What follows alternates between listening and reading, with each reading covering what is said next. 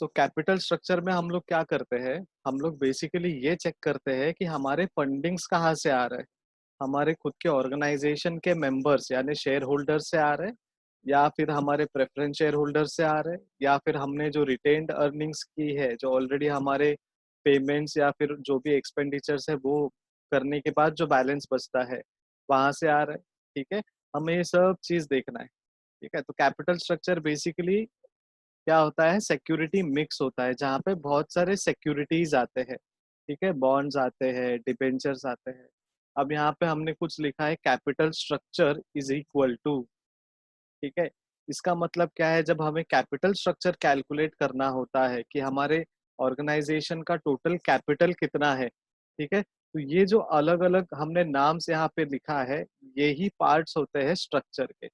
Equity share capital हमारे own funds में आते हैं, प्रेफरेंस शेयर्स कैपिटल भी ओन फंड्स में आते हैं, बट दोनों में फर्क क्या होता है? हम जब कंपनी डाइल्यूट करते हैं, कंपनी जब हमारी वाइंड अप होने के लिए आती है या फिर हमें बंद करना होता है ऑर्गेनाइजेशन। ठीक है, हमारे पास कोई ऑप्शन नहीं है और हमारी ऑर्गेनाइजेशन कुछ अच्छे से रन नहीं कर रही है, तो वो समय हम लोग क्या करते हैं? कंपनी वाइंड अप करते हैं। तो जब कंपनी वाइंड अप करने का वक्त आता है, तभी जब जो प्रेफरेंस शेयर होल्डर्स है उनको पहले हम लोग इम्पोर्टेंस देते हैं कंपेयर टू इक्विटी शेयर्स।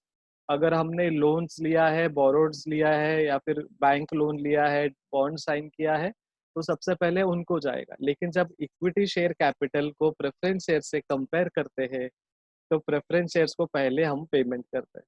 ठीक है, उसके बाद इक्विटी शेयर्स को हम पे करते हैं।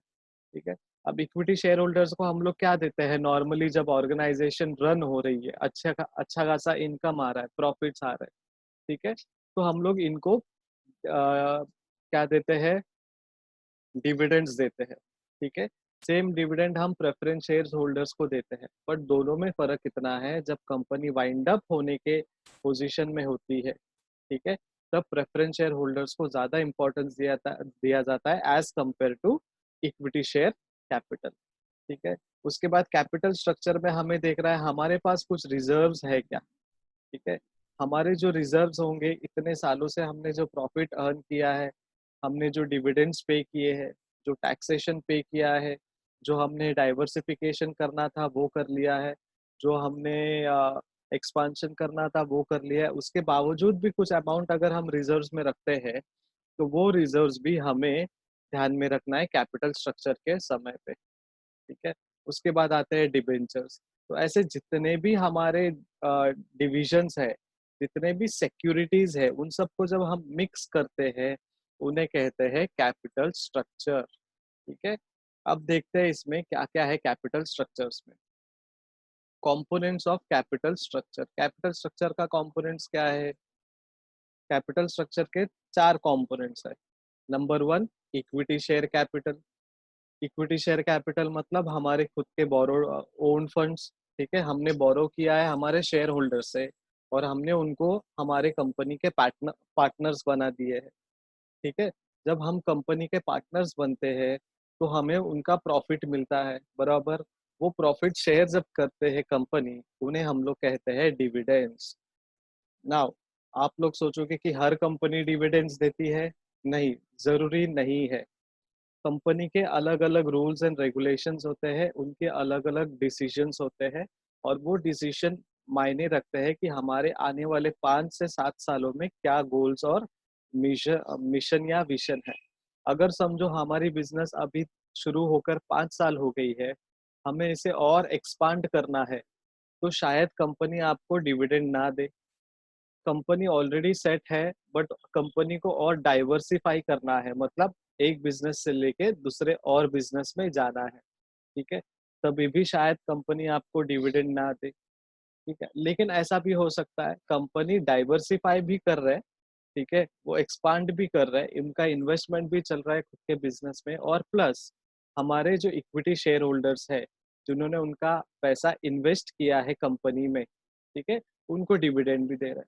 तो ऐसा कोई पर्टिकुलर रूल नहीं है कि जब हम कैपिटल स्ट्रक्चर बात करते हैं और जब इक्विटी शेयर कैपिटल की बात करते हैं, तो उनको डिविडेंड देना कंपलसरी है, नहीं देना है तो भी चलेगा क्या। तो ये ऑर्गेनाइजेशन से लेके ऑर्गेनाइजेशन तक सीमित होती है। कुछ छोटी छोटी ऑर्गेनाइजेशन हर साल डिविडेंड देते हैं, बहुत बड़े से बड़े कंपनीज या ऑर्गेनाइजेशन जो है वो डिविडेंड नहीं देते हैं। तो वो उनका अलग एक स्ट्रक्चर है, वो अलग एक अपने गोल्स और एम्स के हिसाब से वो प्लान करते हैं। सेम प्रेफरेंस शेयर्स कैपिटल में भी हम लोग बात कर सकते हैं, लेकिन प्रेफरेंस शेयर कैपिटल्स में बहुत सारे टाइप्स है। ठीक है, कौन से टाइप्स है? रिडीमेबल प्रेफरेंस शेयर्स हो गए, इररिडीमेबल प्रेफरेंस शेयर्स हो गए। ठीक है, तो ये बहुत सारे कैपिटल जो है, शेयर्स जो है, वो हम लोग अ, ध्यान में रखने चाहिए कैपिटल स्ट्रक्चर। अब दोनों इक्विटीज है, ठीक है, लेकिन दोनों में फर्क क्या है? इक्विटी शेयर होल्डर ज्यादा रिस्क बेयर करते हैं। कंपनी जब वाइंड अप होने के पोजीशन में होती है, तो इक्विटी शेयर होल्डर्स को सबसे लास्ट में उसका बेनिफिट मिलता है, अगर कुछ है तो। ठीक है, अगर समझो कंपनी के पास बहुत सारे लोन्स थे, या फिर कंपनी सस्टेन नहीं कर पा रही है, मार्केट में काम नहीं कर पा रही है, तो कंपनी ने सोचा कि अब हम बंद कर रहे हैं, तो हम लोग क्या करेंगे, जितने भी अर्निंग्स है वो हम अब डिवाइड करेंगे। हमने कुछ लोन्स लिए थे, तो पहले वो लोन चुकाएंगे, फिर थोड़ा कुछ पैसा बचेगा, फिर उन पैसों में से हम देखेंगे प्रेफरेंस शेयर कैपिटल होल्डर कितने हैं, किनके पास प्रेफरेंस शेयर्स है, तो पहले उनको दो। अगर उनमें से कुछ बचा तो इक्विटी शेयर कैपिटल को जाएगा, यानी अपने जो इक्विटी शेयर होल्डर्स है उनको कुछ पैसे जाएंगे।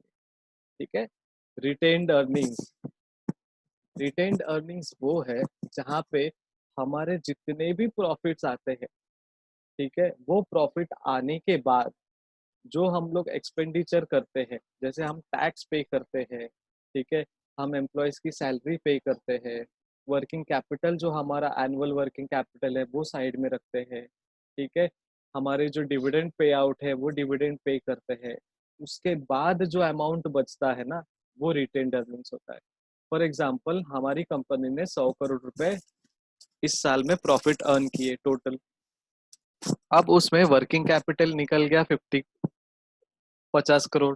ठीक है, तो 100 में से 50 करोड़ हट गए, बचे कितने? 50 करोड़। अब कंपनी इतनी बड़ी है कि उनकी सैलरी जो है एम्प्लॉयज की देते देते उनके पास 20 करोड़ ऐसे ही निकल गए, पूरे साल भर की बात कर रहा हूँ मैं। बहुत बड़ी ऑर्गेनाइजेशन है। ठीक है, तो 50 + 20 70 करोड़ निकल गए यहाँ पे। ठीक है, अब हमने इसमें क्या किया, 10 करोड़ सोचा, जो हमारे इक्विटी शेयर होल्डर्स है उनको और प्रेफरेंस शेयर होल्डर्स है उनको हम ये 10 करोड़ में से डिविडेंड पे करेंगे। ठीक है, तो अब हमने कितने डिविजन्स किए? एक, जो हमने वर्किंग कैपिटल निकाल के रखे 50 करोड़। सेकंड, हमने हमारे एम्प्लॉयज की सैलरी दी 20 करोड़। फिर हमने सोचा 10 करोड़ अमाउंट जो है इक्विटी शेयर कैपिटल और प्रेफरेंस शेयर कैपिटल में हम डिवाइड करेंगे, उनको डिविडेंड देंगे, इक्विटी शेयर होल्डर्स को और प्रेफरेंस शेयर होल्डर्स को। ठीक है, तो हमारे पास बचे कितने? 50 + 20 + 10 हुआ 80, बचा 20। ठीक है, अब ये 20 में से भी कोई कटिंग्स नहीं है, कोई डिविजन्स नहीं है, तो ये जो 20 करोड़ है उन्हें हम बोलेंगे रिटेन्ड अर्निंग्स। अब ध्यान में रखना है, प्रॉफिट इज डिफरेंट। ठीक है, प्रॉफिट इज टोटल अर्निंग्स, जितना इन्वेस्टमेंट कर रहे हो उनसे ज्यादा जो मिल रहा है। अगर आपने लास्ट ईयर 50 करोड़ इन्वेस्ट किया था, ठीक है, इस साल आपको उसका रिटर्न्स जो बैलेंस शीट में दिख रहा है प्रॉफिट, वो आपको टोटल 100 करोड़ है, मतलब 50 करोड़ माइनस 50 करोड़। समझ में आ रहा है? तो profit is different, retained earning is different. Profit investment से कंपेयर होता है, लेकिन रिटेन्ड अर्निंग्स नेट जो बचता है अपने पास, सारे एक्सपेंडिचर सारे पेमेंट्स करने के बाद, वो हम लोग ध्यान में रखने चाहिए। लेकिन अभी रिटेन्ड अर्निंग के एग्जांपल्स में हमने क्या क्या लिया? एम्प्लॉयज का सैलरी लिया, हमने वर्किंग कैपिटल लिया, हमने डिविडेंड्स लिया, लेकिन हमने उसमें टैक्स कंसिडर नहीं किया। ठीक है, तो जब हम ये 20 करोड़ जो बचा है उसमें से अगर हम लोग 10 करोड़ भी टैक्स पे कर रहे हैं, तो रिटेन्ड अर्निंग्स और कम हो जाते हैं। ठीक है, अगर आप टैक्स फ्री के स्लैब में आते हो तो नो टैक्स, लेकिन अगर आप टैक्स में आते हो तो आपको टैक्स पे करना है। तो ऑर्गेनाइजेशंस के अलग अलग टैक्स स्लैब है, जैसे हमारे पर्सनल इनकम के भी टैक्स के स्लैब है, वैसे उनके हैं। ठीक है, तो इक्विटी शेयर होल्डर कॉम्पोनेंट बन जाता है कैपिटल स्ट्रक्चर में, प्रेफरेंस शेयर कैपिटल बन जाता है और रिटेन्ड अर्निंग्स बन जाते हैं। ठीक है, अब ये जो तीनों चीज जो है ना, तीनों कंपोनेंट्स जो है, वो ऑर्गेनाइजेशन के अंदर से ही शुरू होती है। कैसे? इक्विटी शेयर कैपिटल हमारे को पार्टनर्स, हमने शुरुआत में 11th में शायद पढ़ा होगा कि शेयर होल्डर्स आर आर को पार्टनर्स, को ओनर्स ऑफ द ऑर्गेनाइजेशन। तो ये ऑर्गेनाइजेशन के अंदर ही हमने कैपिटल जनरेट किया है। प्रेफरेंस शेयर कैपिटल भी वही है, जिन्होंने सोचा कि मुझे ज्यादा रिस्क नहीं लेना है, थोड़ा रिस्क लूंगा, लेकिन कंपनी अगर वाइंड अप हो रहा है तो हमको पहले प्रेफरेंस मिलना चाहिए, हमारे पे पहले ध्यान जाना चाहिए compare to equity share capital. ठीक है? तो प्रेफरेंस शेयर कैपिटल वो भी कहाँ से जनरेट हो रहा है, वो भी हमारे पार्टनर्स बनते हैं। ठीक है? रिटेन्ड अर्निंग्स, जो हमारी इन्वेस्टमेंट है, जो हमने कंपनी को रन करने के लिए जितने भी एक्सपेंडिचर्स किए और उससे जो ऑप्टिमम रिटर्न आया है, उससे जो ज्यादा रिटर्न आया है, उसके बाद जो हमने पेमेंट्स की है, जो भी हमने टैक्स पे किया है, सैलरीज पे किया है, वो सब करने के बाद जो नेट अमाउंट हमारे पास बचता है, वो हो गया रिटेन्ड अर्निंग्स। तो ये जो तीन कंपोनेंट्स है, ये ऑर्गेनाइजेशन के अंदर से ही जनरेट होते हैं, लेकिन आने वाला जो कंपोनेंट है वो ऑर्गेनाइजेशन के बाहर से जनरेट होता है। जैसे बोरोड कैपिटल, हमने बॉन्ड्स इश्यूज किए, डिबेंचर्स इश्यूज किए, ठीक है, या फिर हमने कोई टर्म लोन ले लिया। ठीक है? तो लोन लिया या फिर हमने कहीं से बोरो किया। अब जब बोरो करते हैं तो यहाँ पे इंडिविजुअल जो है, डिबेंचर होल्डर्स जो है, वो भी इक्विटी शेयर होल्डर्स की तरह ही इन्वेस्ट करते हैं। ठीक है? लेकिन दोनों में फर्क इतना है, इक्विटी शेयर होल्डर्स को हम लोग डिविडेंड पे करते हैं। अगर ऑर्गेनाइजेशन पे करना चाहती है तो वो डिविडेंड पे करेंगे, और वो डिपेंड करता है कब पे करना है, कैसे पे करना है, वो कंपनी डिसाइड करती है। देना है नहीं देना है वो भी कंपनी डिसाइड करती है। लेकिन डिबेंचर्स होल्डर्स या फिर जो भी हमारे बॉन्ड होल्डर्स है, उनको हम क्या करते हैं, ईएमआई यानी इंटरेस्ट पे करते हैं हम लोग एवरी मंथ इंस्टॉलमेंट, जैसे हम पे करते हैं ना लोन लेने के बाद, वैसे ही हम डिवेंचर होल्डर्स को रिटर्न्स पे करते हैं या फिर इंटरेस्ट पे करते हैं। अब ये डिपेंड करता है, जो भी आप पेमेंट करोगे वो आपके जो टर्म्स कंडीशंस है उस पे डिपेंड करता है। कंपनी आपको मंथली पेमेंट करना चाहती है, क्वार्टरली यानी 3 महीने में एक बार पे करना चाहती है, हाफ ईयरली यानी 6 महीने में एक बार पे करना चाहती है, ठीक है, या ईयरली साल में एक बार पे करना चाहती है। ठीक है? तो जब भी ये टर्म डिसाइड होगा उस हिसाब से कंपनी क्या करेंगे, आपको जो आपके अमाउंट है उस पे जो भी आपका इंटरेस्ट लग रहा है वो आपको पे करते जाएंगे। ठीक है? समझो हमने 10,000 रुपए पे किए, कंपनी ने बोला आपको कि हर महीना आपको 10,000 का हम लोग कुछ सर्टन इंटरेस्ट पे करेंगे, जिसको बोलते हैं कूपन। ठीक है? तो वो कूपन पे करते हैं, जिसमें आपका प्रिंसिपल अमाउंट का एक इंटरेस्ट या फिर कूपन रेट डिसाइड होता है, वो कूपन रेट आपको पे करते हैं। ठीक है? तो डिबेंचर्स या बॉन्ड्स जब हम लोग लेते हैं तो कंपनी के लिए बोरोड कैपिटल होता है, और इस सिचुएशन में हम लोग कंपनी के पार्टनर्स नहीं बनते, को ओनर्स नहीं बनते, हम कंपनी के एक्सटर्नल पार्ट हो जाते हैं, हम उनको लोन दे रहे। ठीक है? और वो हमसे लोन ले रहे। ठीक है? तो ये ध्यान देना है, जब भी कंपोनेंट्स की बात हो तो तीन कंपोनेंट जो है ऑर्गेनाइजेशन के अंदर से शुरू होती है। जो बोरोड कैपिटल का कंपोनेंट है कैपिटल स्ट्रक्चर में, वो एक्सटर्नल पार्ट होता है। और ऑर्गेनाइजेशन जब वाइंड अप होती है तो ये जो एक्सटर्नल पार्ट है, इनका सबसे पहले हक होता है कि उनको उनके पैसे मिले, क्योंकि they are not ready to take risk.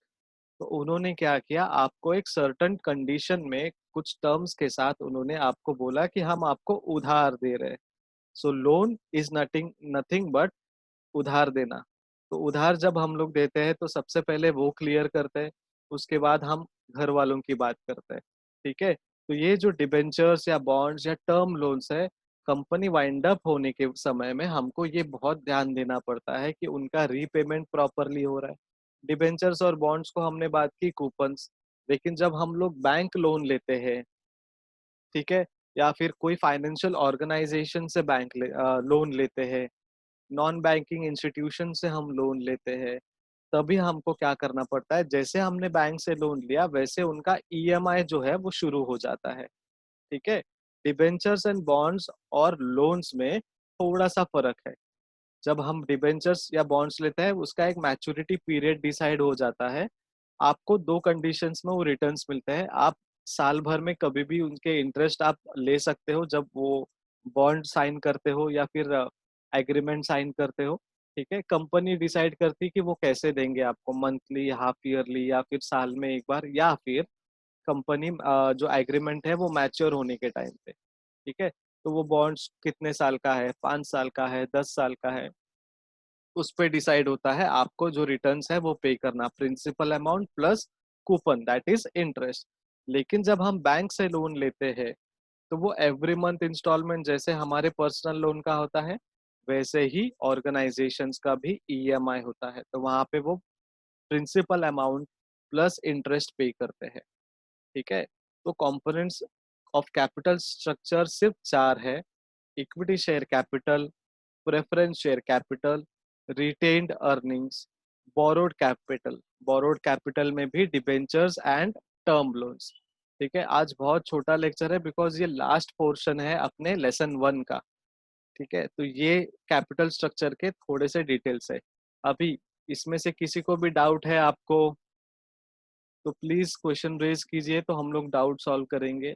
या फिर आपको इसके पहले के जितने भी लेक्चर्स हुए हैं उसमें कोई डाउट है तो वो भी पूछ सकते हो आप। आइए,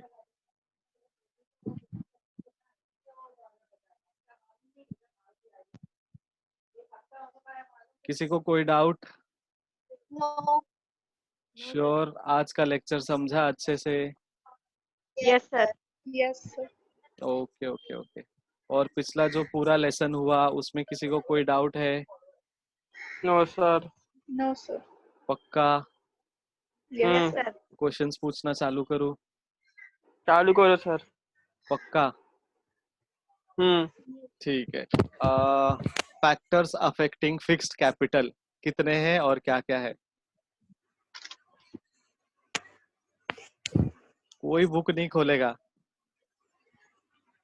बुक नहीं है सर हम लोग के पास। हाँ, बुक नहीं है। ठीक है। कैपिटल स्ट्रक्चर, नहीं, हाँ, equality share holder, preference share holder, हाँ, रिटेन्ड, हाँ, बोरोड कैपिटल, हाँ। डिबेंचर, बस सर इतना ही याद है। अच्छा, और factors affecting fixed capital? Factor affecting fixed capital. Sir, हाँ जी, nature of business, good size of business, good. scope of business, extent of lease or rent. Okay, इतना ही है? Yes, I remember this. Yes, sir. Good good good. और कोई contribute करना चाहता है इसमें?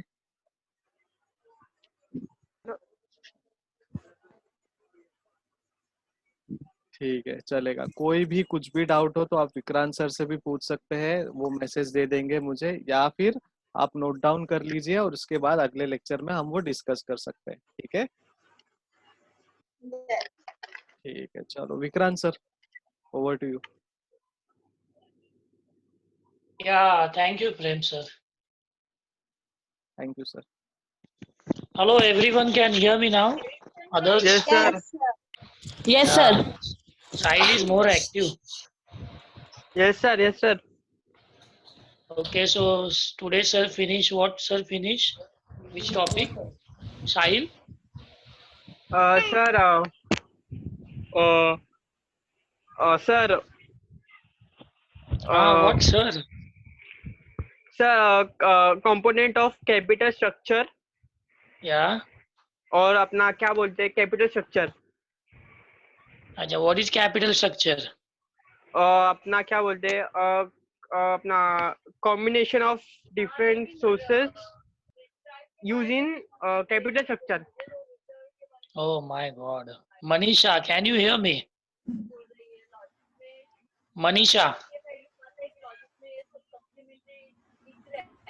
Manisha, can you hear me? So just unmute your mic.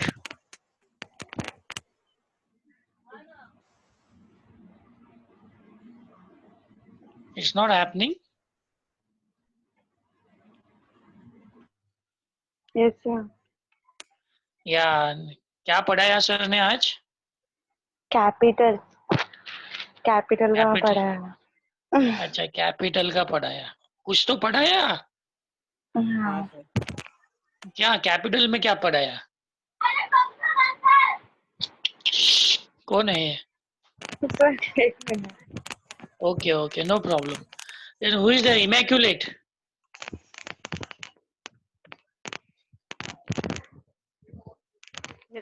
Hello, immaculate. Yes, sir. Yeah, what sir has finished? Sir has finished capital structure and components of capital structure. Capital Very structure. He's taught us about equity shares, right? Hmm. If the preference share is if while winding up the company, if the money is there, Hmm. Preference share को जाता है और अगर कुछ बचता है तो वो इक्विटी शेयर को जाता है। Okay. फिर कंपोनेंट्स में 4 कंपोनेंट्स दिए, equity share capital, preference share capital, retained earnings, borrowed capital, debenture and term loans. Very good, very good. Thank you, Immaculate. Now, who is Suraj? Suraj, can you hear me? सूरज, कळालं का बाळा तुला सरांनी काय शिकवलं ते? Capital शिकवलंय. अच्छा capital शिकवलंय. Okay ठीक है, तो फिर अभी आपको पता चला what is capital structure and the components of capital structure. Okay, so tomorrow will have English का lecture. I want everybody there without fail. And second thing, please remember English का लेक्चर रिपीट होने वाला नहीं है, so give your more concentration on the English का lecture. Is it everybody? Okay, sir. Yes, English ka lecture is most important. Understood? And tomorrow you have to come along with the notebook and pen. Any doubt about tomorrow's lecture? No, sir. Misbah, any doubt? Yeah, okay. So we'll meet tomorrow at 12 p.m. Okay? Thank you, everybody. Bye. Have a good day.